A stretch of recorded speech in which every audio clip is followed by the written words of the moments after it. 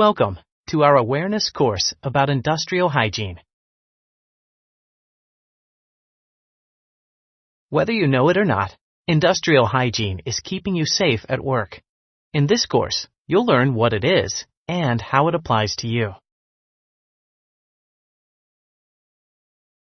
By the end of this course, you will be able to define industrial hygiene, know the types of issues that industrial hygiene helps to solve, and recall basic principles of minimizing exposure to harmful substances.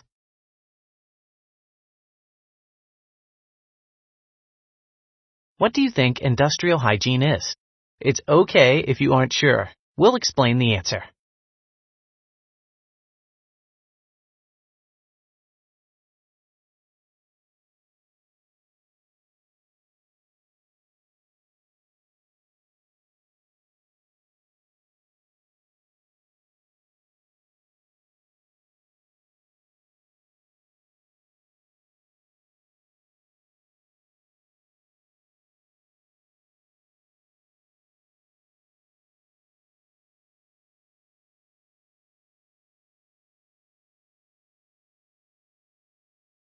Industrial hygiene is the art and science of anticipating, recognizing, evaluating, and controlling conditions that may expose people to workplace contaminants and physical agents that can harm their health.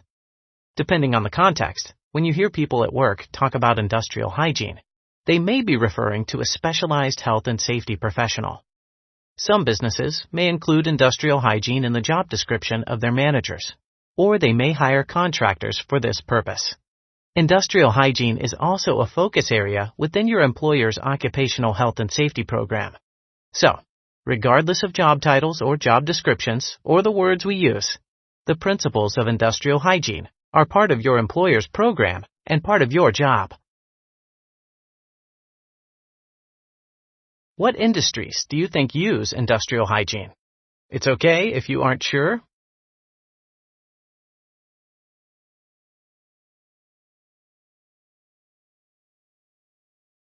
By protecting people in all industries, we can use industrial hygiene to make an impact on workers and their families, as well as the community at large. We all benefit from industrial hygiene.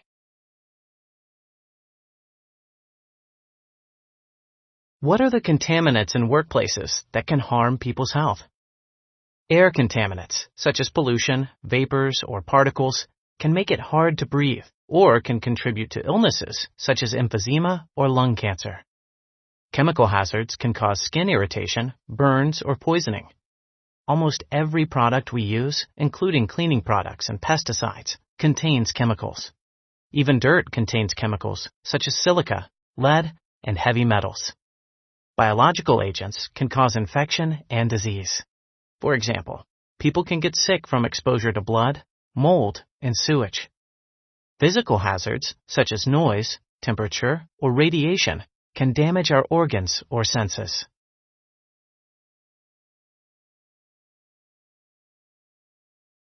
Workers may be exposed to contaminants and physical agents by inhalation, or breathing things in through our noses or mouths. Ingestion, such as when we eat, drink, or smoke things that are contaminated by the area or unclean hands. Injection, such as being cut by a sharp, contaminated object or exposing an open wound to a substance. And absorption, which may happen when our skin, eyes, or mouths contact a harmful substance.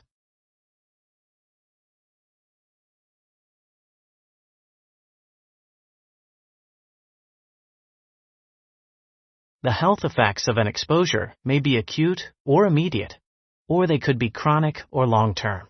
For example, an acute health effect could be wheezing and coughing after being on a dusty construction site. A chronic health effect could be developing a lung disease. The type of health effect people experience varies depending on the contaminant or physical agent and the exposure.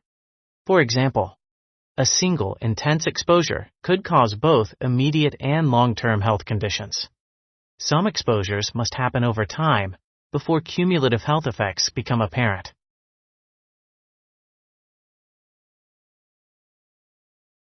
Exposure limits are the thresholds at which substances become harmful. For example, Think about headache medication. An over-the-counter medicine may not be dangerous unless we consume too much in too short a period, at which point we could become ill, damage our organs, or risk death. At work, we have occupational exposure limits. The air in your workplace may have a certain amount of material in it over a set period, such as an 8-hour work shift. Exceeding that limit could cause harmful health effects for the average worker. Some chemicals and substances have limits that cannot be exceeded even momentarily, and some have limits that cannot be exceeded for periods as short as 15 minutes.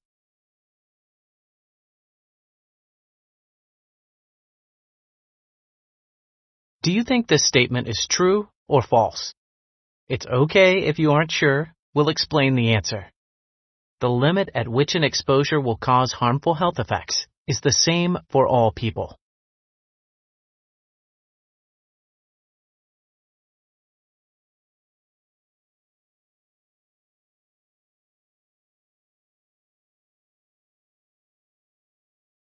Some people are higher risk and may have a lower threshold at which they may suffer health effects if they are exposed to contaminants or physical agents. For example, people who have the following conditions may have a lower tolerance for exposure than the average worker. Chronic diseases, such as autoimmune disorders, cancer, or asthma, can make the threshold for adverse health effects lower. People who are pregnant have a higher risk of harmful health effects than those who are not. People who are older may have lower tolerances for exposures than people who are younger. Being overweight can lower your tolerance for exposures. Having generally poor health can also make exposures more harmful. People who have any of these risk factors may need to work within limits that are stricter than the occupational exposure limit. They may require additional protective measures or be assigned to jobs that do not push the limits at which they may be exposed to contaminants or physical agents. That's why some companies adopt limits that are more stringent than those required by law.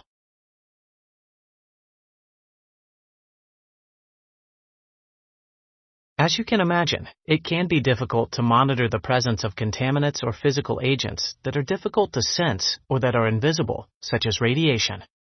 To make sure we stay within safe occupational exposure limits, we may need to use special measuring devices to determine the presence and concentration of contaminants or physical agents.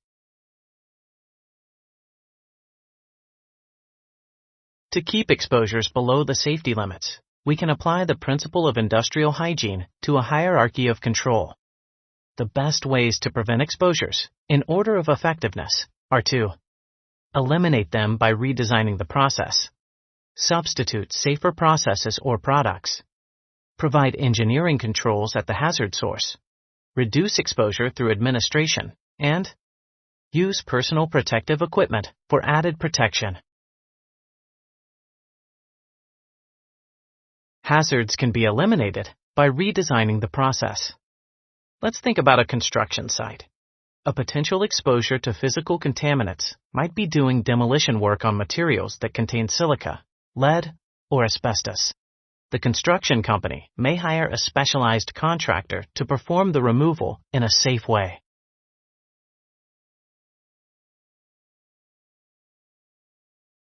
When elimination is not possible, industrial hygienists think about how they could substitute by using a safer process or product. For example, perhaps a robot can perform work instead of people, or perhaps there is a safer chemical that is effective for a task.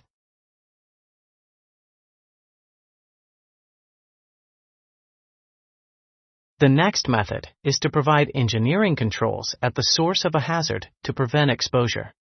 Picture a laboratory with vials and beakers of chemicals that technicians must mix. Some of them may release gases when combined. To protect workers, we may ask them to work under an exhaust hood that will remove the gases before they enter breathable air.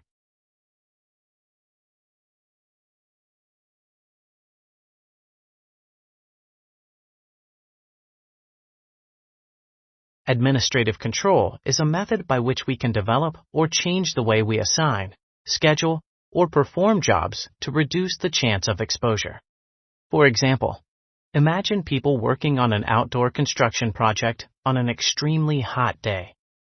An industrial hygienist could recommend cooling and hydration breaks at set intervals to ensure that people don't overheat.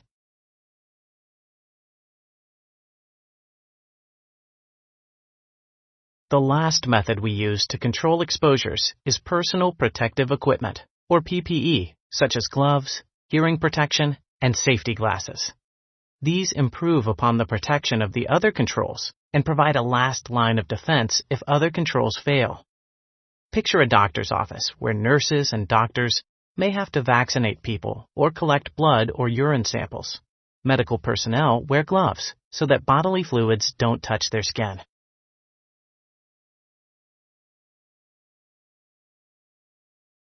Order the hazard control options that industrial hygienists use from the most effective to the least effective.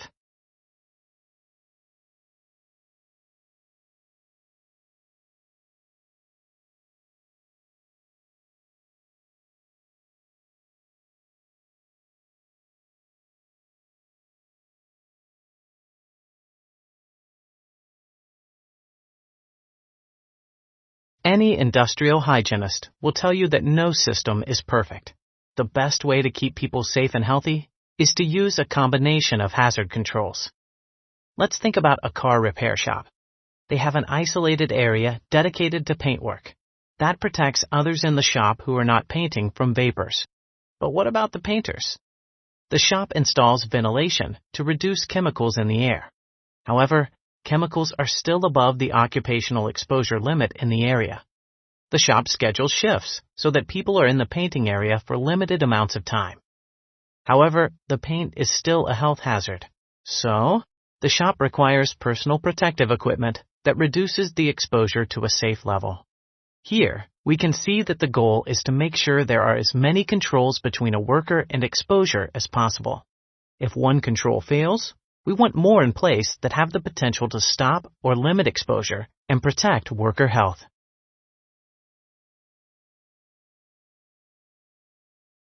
You should now be able to define industrial hygiene, know the types of issues that industrial hygiene helps to solve, and recall basic principles of minimizing exposure to harmful substances.